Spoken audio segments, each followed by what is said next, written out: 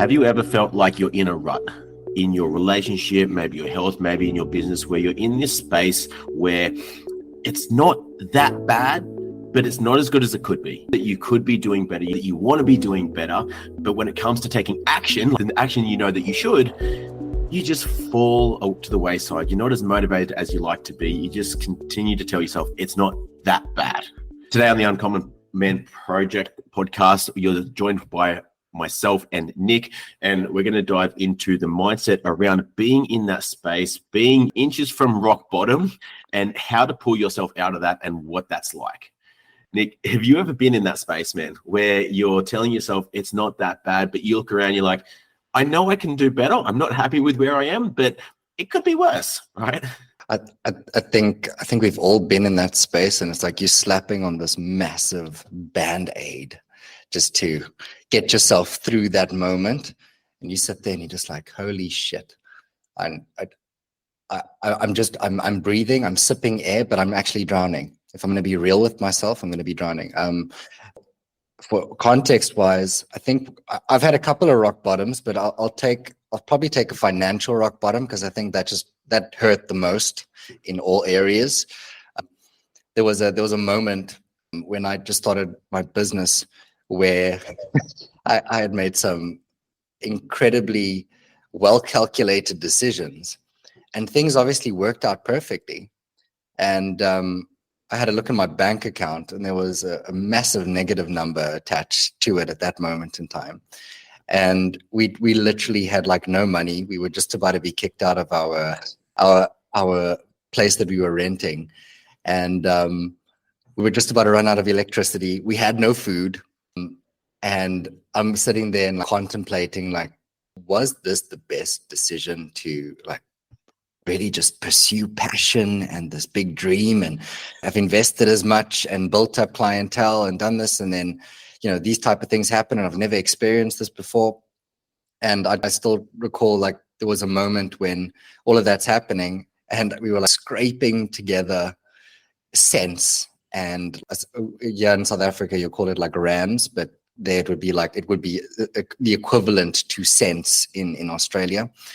And we were able to like purchase a pack of like those the ramen noodles. Like, that's what we could buy.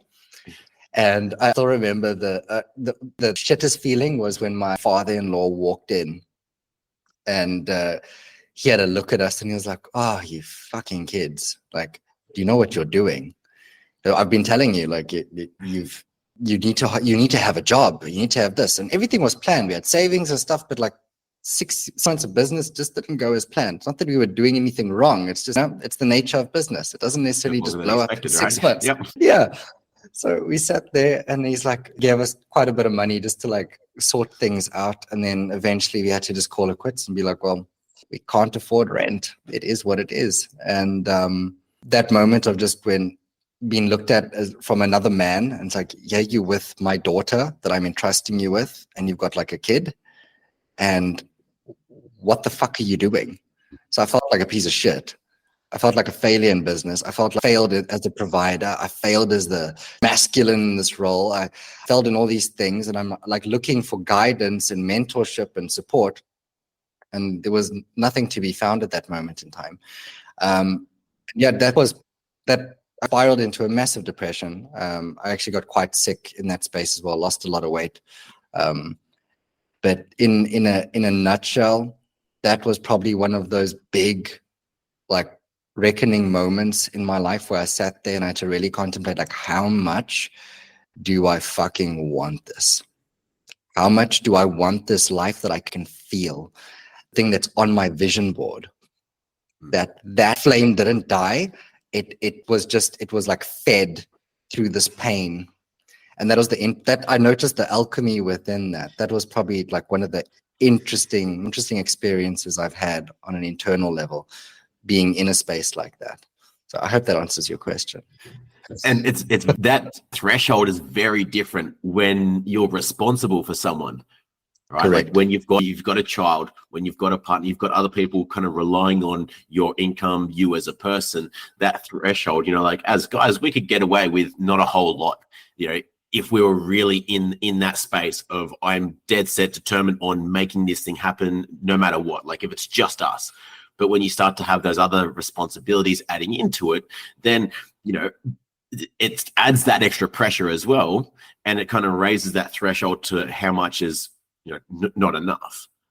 Out of curiosity, like, what do you think you would have done, or when do you think you may have changed course if your father-in-law hadn't helped out?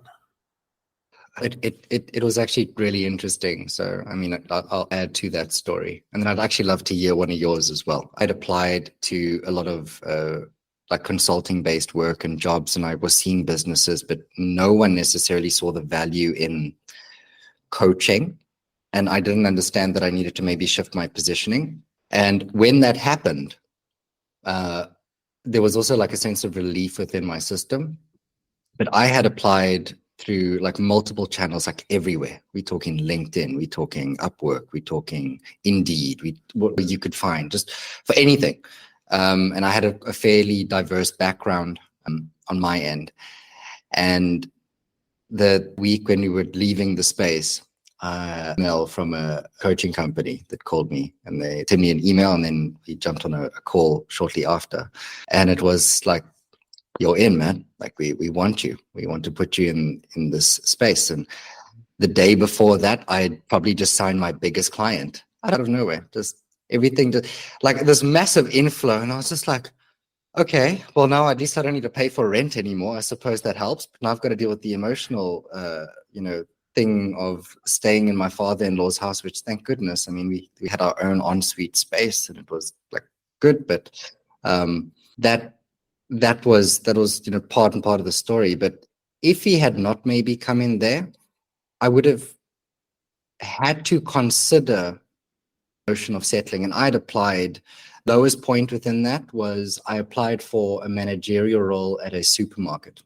I didn't care. Like, it was at that point, because I had studied it at uni, that market was saturated, and what they were paying for that specifically, not that great. And the role that I was in previously, when I stepped out of that work, that had been filled by someone else, and that company didn't need me. And that's about 2 years down the line. So it was just a thing of, well, you've made your bed and now you've got to sleep in it. And I don't want to say I was fortunate, but something aligned or something clicked, something gave, and the universe was just like, dude, I'll give you a break. Like, here's something. Here's a carrot. Here's a couple bucks for your troubles, mate. And I was well, I don't think, to be honest, Harry, I don't think I would have given up. I just think it would have, maybe the route would have been a little bit different. But I wouldn't be able to say for sure, because that person there was very different to the person I am at this moment in time. And I think that's a hard part for a lot of people's journey. It's like when you're pushing through something, you're at that space, you get to that point. It's like, well, at what point do I kind of look at the reality of this and say, this is not working? Do I need to change course? Or is this part of the test to kind of keep on pushing? But I guess for this, I know, like, at that point, you could almost consider that rock bottom, so to speak. I want to go a little bit higher than that, because the thing, when you're in rock bottom, it's quite easy to make a change. Like, there's a lot of emotion there. There's a lot of reason to make a change. But for a lot of guys, when, your health's not that bad, right? You don't have diabetes yet. You don't have any massive issues yet. You're still fat as fuck. You can still barely bend over to pick your kids up, but you don't have any diagnosis. It's not that. You can keep telling yourself, oh, I'll get fit when, this next thing happens, or the relationship's not that bad. We don't fight. We only have sex once a month, if that, but we don't fight, so it's not that bad, right? Or, the business, it's making enough money that we don't have to sleep on the street, but it's not affording the lifestyle that we want. So, putting in all that extra work, it would be nice, but, the effort required is still, there's not enough pain threshold to kind of make that change. And I think a lot of people, I've definitely been there myself. It's like you're in that space of, well, I know there's a term for this, but I forget what it's called. But we'd almost be better off to literally hit rock bottom. You'd be better off to be told that, you know, you've got a heart condition, you need to fucking lose 20 kilos, or Mrs. threatens to walk out on you, to make that change so that kicks your ass into gear, as opposed to floating in that little limbo where it's not amazing, but it's not rock bottom either, right? So like, it's quite interesting because if you look at how the brain works, if we go back thousands of years, there was a certain amount of effort required to have your basic needs met. And it's a natural thing for us to become more complacent when our needs are met. If you've got a roof over your head, if your finances are okay, if you have a mate, if you are fairly healthy, if you're comfortable, like what happens? Like you're not in this hunger-based mindset. No, right? Yes, you're comfortable in that space. And I think, to be very honest with you, in the current market where like 99% of people are in that space, that it's actually just it's an open playing field for people that have discipline, have hunger, have drive, and want more, and believe that they deserve more. And yes, there is a couple of like thresholds and summits that you have to conquer along the way. But if you've got drive, there's no competition. There literally is no competition anymore. Like, you don't have to go fight another male to go catch an antelope in your backyard anymore. Like, you just go to the supermarket. But business is the playground now. That's where people play. Like, your wife, is she a trophy wife? How well does she look? How is she looked after? The quality of life, your house, your car, these are all maybe symbols and things that can maybe show those levels of success and like where your level of drive is at. But most people just don't have that because they don't care. And I mean, each to their own. If that's your philosophy and you just want to have enough, that sounds like lack to me, but that's your life. Yeah. So I think it's interesting because it's like something switches off in your brain, and you need that reptilian brain to remain hungry. There was a conversation I had a while back with the guy, and he just said, you know, one of the things that I've used over the last couple of years in business is I've always ensured that I've lived below my means, number one. And number two, anytime I have these massive inflows, I'm investing, I'm moving money. I never see the money. I never see where the money is sitting. So it's not just sitting in my savings account. And what that does is it keeps me hungry. What that does is it makes me feel like I'm at the beginning of this process again. And it's not saying you have to live like that all the time, sure. But if you're in that space, let's say from 25 to, let's say, I'd even say 40, in those like 15 years where you really get to, you know, create some incredible wealth, generational wealth and value and impact, you have to be really smart and strategic because you've got a lot of energy and capacity there. And if you're really smart with how you're applying those resources and positioning yourself and positioning, more importantly, your mindset and cultivating that, you put yourself, you know, in positions that others would take years to get into just because of the level of consistency and the drive that you've been able to, I suppose, you know, falsely create in some way, shape, or form. Because like we actually don't have enough. We can't do a restaurant this week, but we can do it next week because we've planned for it, for example. Yeah. So it's like you kind of like create your own level of constraints in some way, shape, or form. Just out of curiosity, like that on your side, like what was your rock bottom? Just for context here as well, because I think like that would be such an incredible learning experience. I'm curious to hear. I'm trying to think. I think I've always been in that middle ground. Like, I don't know that I've ever actually hit rock bottom. It's always been, it's not that bad. Like, you know, there's always that thought of like, you know, I know mum and dad are there to save me if I needed to. I know that there's like these safety nets if I kind of needed it. I know that I'm never actually going to end up on the street, or, you know, I'm like, I've always had health as a high priority for me. So like that's never been in dispute or anything like that. And I guess even with, you know, probably relationships is the only thing that has kind of like genuinely fallen into that, you know, it'll look after itself. Like it's not that bad. type of basket.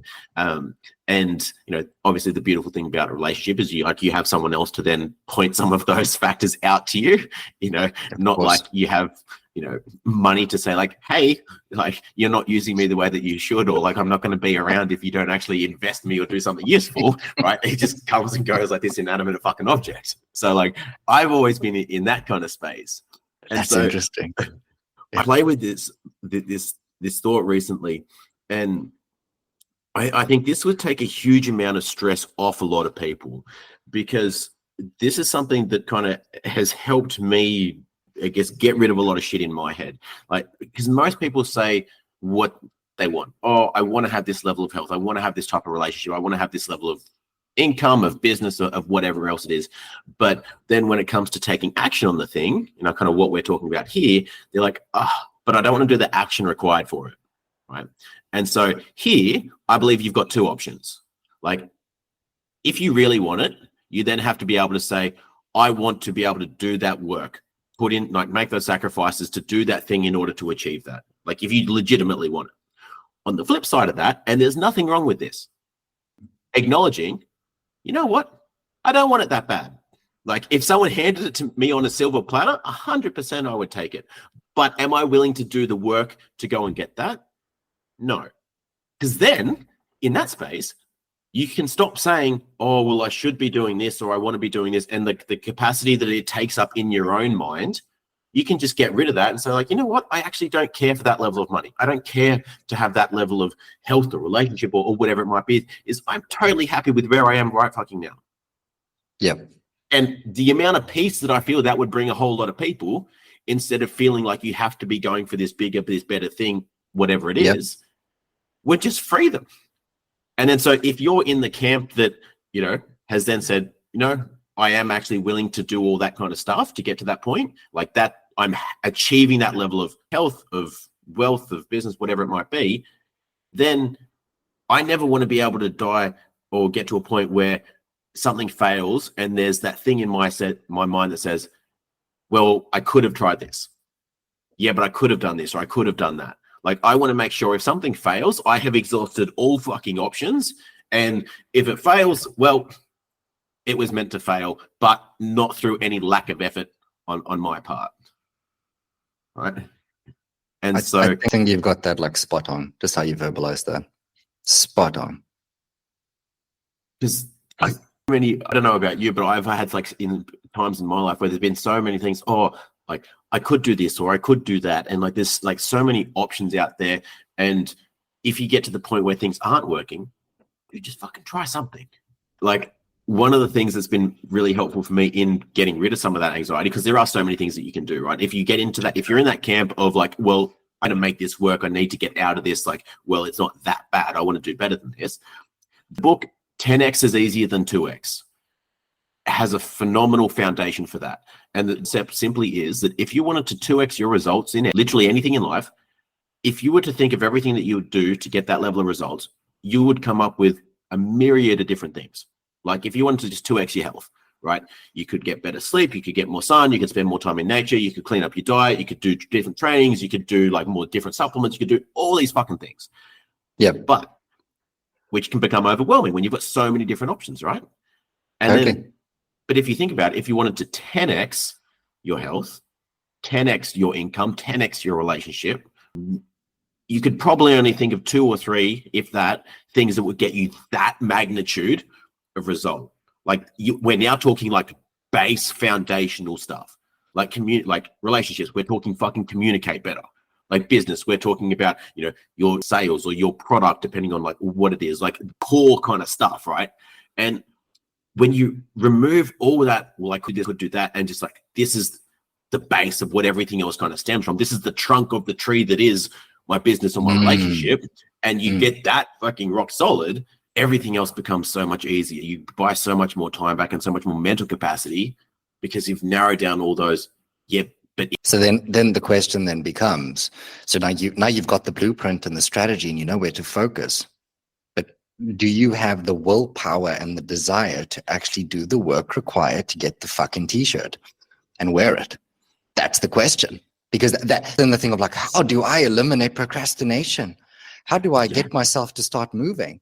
And you know what, like you said, coming back to that whole, response of, maybe I'm just comfortable where I'm at, and just admit it and be honest with yourself and stop bullshitting yourself.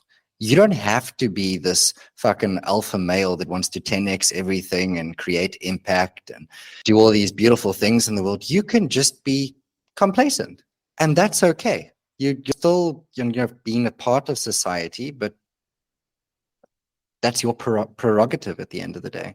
But if you're like really just recognizing, personally, and this is going to be a little bit polarizing and triggering, I actually think it's pretty fucking selfish if you come into this life like it's a 1 in 4 trillion, you existing in this moment as you, and you sit there and it's like, okay, I've health, I've got a family, I've got a business, I have an incredible brain, but I'm just going to choose to not use it and add more value and impact in the world. Because if I'm, living in a space where I'm more free financially and mentally and emotionally, and I'm feeling really good, and I feel like I'm able to create more impacts and ripples of change with the people around me and uplift my community by just choosing to be a better version of myself and always wanting to grow, like moving from the fixed mindset to the growth mindset. I mean, why would I want to do that? And create an impact in the world and live a bigger life and ask for more and be willing to give more and be willing to be a hand that uplifts other people as well and gives them a permission slip to do better. I'd rather just play small and just be like, oh, woe is me, I'm comfortable where I'm at. And if someone says, well, why don't you purchase that? Oh, I don't have enough money. Business is okay. I don't have enough time. Relationship is okay. And, why live? That's I get to that point. I look at people and I'm just like, why live if you're not wanting to ask for more and be more and get curious about yourself and want to have a better relationship, want to be a better parent, want to be, more informed around business and things around the world, want to tap into your spiritual growth? Like, why exist? It's to that. Because to me that divides, that splits people into kind of two camps. Like, you've got the people that when you think about it, if you think about life as a whole, like you think about your potential for life, like in terms of what you could achieve, the impact that you could have, the things that you could provide for yourself, the cool stories that you could have, like in terms of what you created, what you've done, like what you've been through, all that stuff. And then there's the people that will be excited by that potential and just be like thrive off that. And then the other kind of people, which will be, fuck, that sounds like a lot of work. That sounds like hard work, right? And I think if we could boil that down to even to biology, testosterone will make you seek challenge. You will want to seek challenge, to challenge yourself in order to grow, in order to not necessarily assert your dominance, but in order to grow, to like physically and mentally, and you will seek challenge, and you will find reward in that pursuit of challenge and in coming off victorious. If you have lower levels of testosterone, you will shy away from challenge. You will naturally, allow life to deal you the hand and just accept it and just go with the flow and just accept things as it is. And so I guess that's, I don't know, a reason for a lot of guys as well. So it's not always their mindset, or part of it is for sure, but it's not always just their mindset that limits them in that space. Like that hormone contributes to that space. I completely agree with that. And I think it's then the question is, the choice to. So if you're not going to make the decision to, well, if I can get this fixed, maybe I then free up capacity so I can do things. And I feel like I do have drive to move a mountain today versus just look at it and smell the roses, which is important as well. And then I think the side of the coin with this is then you get the guys that are wanting to grow and do these things, and they burn themselves out and they're workaholics and they're unable to balance all the components of life. And I'd much rather be sitting with, those problems, and where you're always doubting yourself, you're critiquing yourself, you're wanting to do better, you want to be a better partner, you don't know how to relate, or I'd much rather be on that side of the equation, because you're questioning and you're curious and you are to be more. The intention isn't to create any harm with what you're doing. Like, you are pursuing an outcome, a goal, a life in a different way. And maybe there's a couple of adjustments that you can make to your perspective and your filters, so you can find more balance that will work for you uniquely. But other than that, there's something to work with there.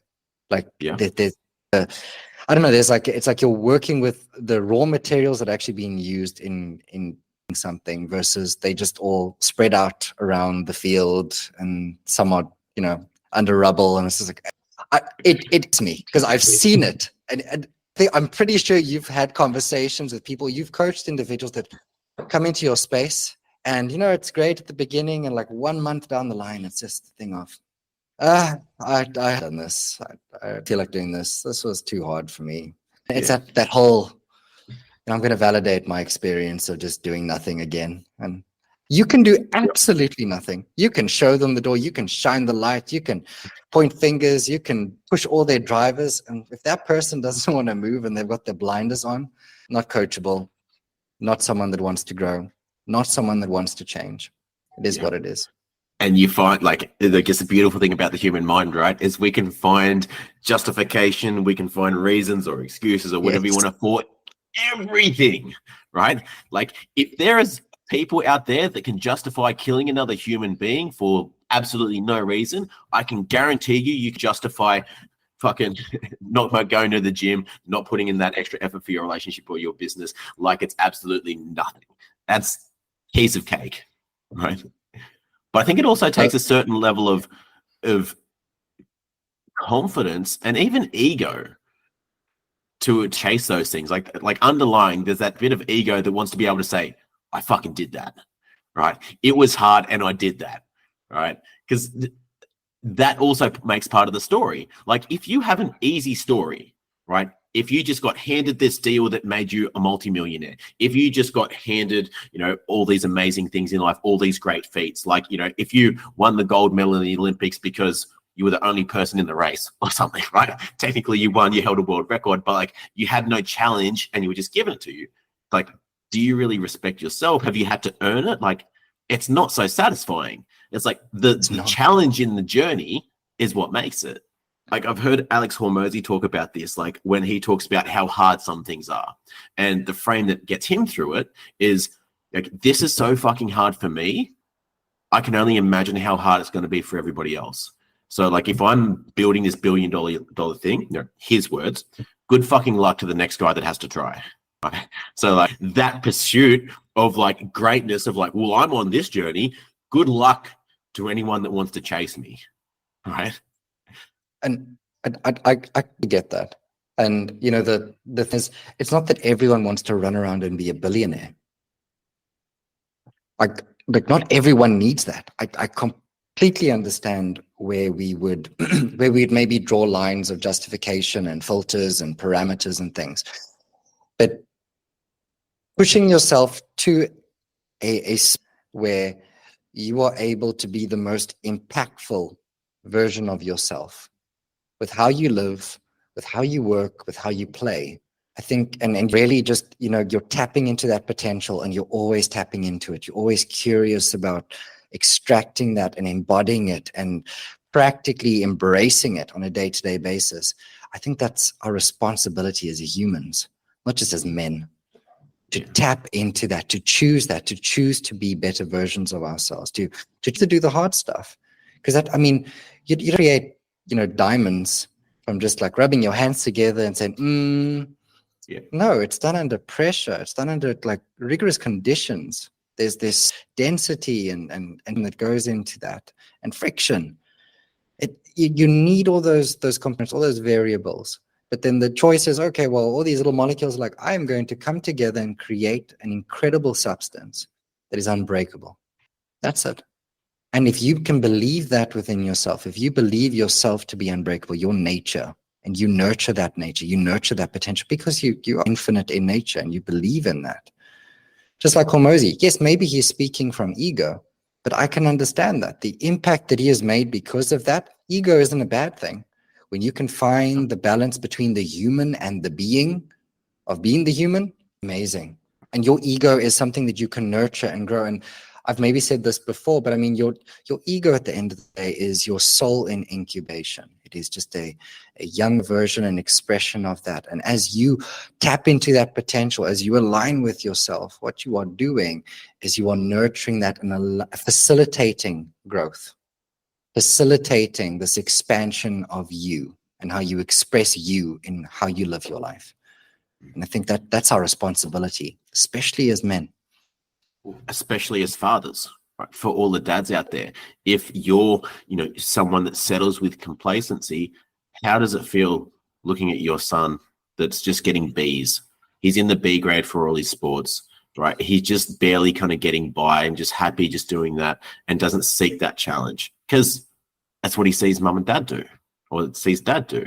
Right? He just settles for the handouts. He just settles for things. There's no drive. There's no, I don't want to say suffering, but there's no having to challenge yourself in problem solving in getting to that level. Because make no mistake about it, they don't learn from what we tell them. They learn from how they see us behave, how they see us handle things.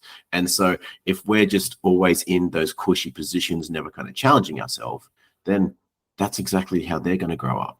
And that's not what I want for Jax. So she uses the term called dusty dads, just these dads that are not present. Normally they've been a lot of wealth and they're just not there. They're playing golf all day, or they're just at the office all day, and you don't see them. So there's no. So I like to call them like, are they leaders or are they lagging? So are you leading in your household, or are you just like a lagging indicator that's just like following the stream, and you're just the whole permissive, I'm just going to go with this flow, or whatever my wife dictates, or she's the one that's managing the kids. It's that complacency that kicks in. I don't have time for this. Again, filter. Yeah. You're validating. Oh, I'm too busy working. I'm just a provider. No, you're not. This is the 21st century, my friend. We don't just have this thing where kill, provide, sleep, intercourse. No, there's a lot more riding on us. And I know it's tough, but if other people can do it, you can do it too. You can do better. You can choose to do better. That's always available to you, that choice. I wanted to share just, from just an energetic standpoint, it's something that can help individuals step out of this space. And it's the work of, Esther Hicks, someone that I is a mentor of mine. And one of the key principles is looking at the law of attraction, which essentially emphasizes that whatever you focus on expands. So when you are in that space of rock bottom and one's attention is typically consumed by these negative aspects or your current reality in your life, for you to start moving from that and shifting the energy, shifting your focus, start actually telling yourself a new story. So one where you can say, like, I'm more capable in this story, where you really start to build, create, and live out this hero's journey. So start looking at like a narrative where you are stronger, capable, where there's momentum, there's forward motion. Essentially, it comes back to that principle of what you think and feel becomes your reality. So a very simple practice to tap into that energy and tap into that frame of mind is just like, look at what's actually going right. Get clear on that goal, on that objective. Look at the story. If you were telling your story, how would you tell it? If you were looking from the outside in, how would you tell, like, yes, you're at rock bottom, but he's got to get up his shield, find the sword, somehow scramble to his feet, find like some resources, and he's got to go slay the dragon and climb that fucking mountain, go save the damsel in distress. That's your story, mate. That's your opportunity. This is your moment to shine. So how are you telling that? How are you like, wow, he the strength to this and take that next step. And even though there was a gust of wind and he fell on his ass again, he got up and he decided to pursue that goal, to pursue that dream. He never gave up, and he never focused on what had happened. He focused on what was in the moment and what was ahead, because that is what he chose. And how he got there was none of his business, but he just took one step at a time. One step at a time. That's really helpful, my friend, really helpful. because I think it can also be helpful to look at that hero and then also that bit of comparison of like, what traits does he have that I don't have right now? Like, what is this a chance for me to exercise? Is it to exercise that inner strength? Is it to exercise that discipline, that strength, that reframe, that, whatever traits that character has that I want to pursue that I'm not equipped with right now? What is this an example of, or a chance for me to earn, is a better way of saying that, to earn in order to become that person? And then so every day becomes a fucking opportunity. All right, time to show up with that discipline, time to show up as that hero, as that person, and to get into that space so that I can, as you said, slay that dragon, make my way to the top of that castle. I think that's fair. Before we wrap this up, is there any lasting thoughts or piece of action that you'd like to share with the guys that are in that space where maybe they're in rock bottom, or maybe they're just shy of rock bottom, maybe they're in that space where it's not that bad? So, at the end of the day, I know this sounds, very cliche, but when you are genuinely in that space and you feel like you are in your unique rock bottom, the only way you can go is up. You have to look up. And there's also a surrendering and letting go component of what didn't work. I'd even say there's a shedding of your ego and yourself, because there's normally, when you are in that space, there's frustration, there's anger, there's doubt, there's fear. And you have to let go of that, because you are not that. And when you're able to make that switch and you feel it's like you had this massive fucking backpack on and you just let that go, and you're able to put that down and be like, and then begin that journey again and look up. When you can do that, it's amazing how life opens up to you and how receptive it is to you and what is actually available to you.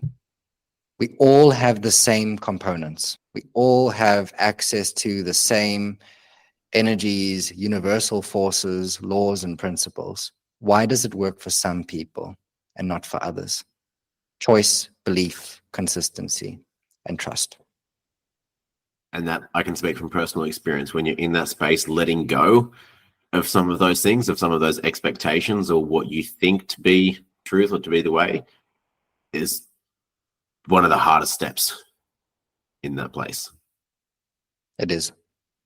Because you have to admit it and take accountability, the basics.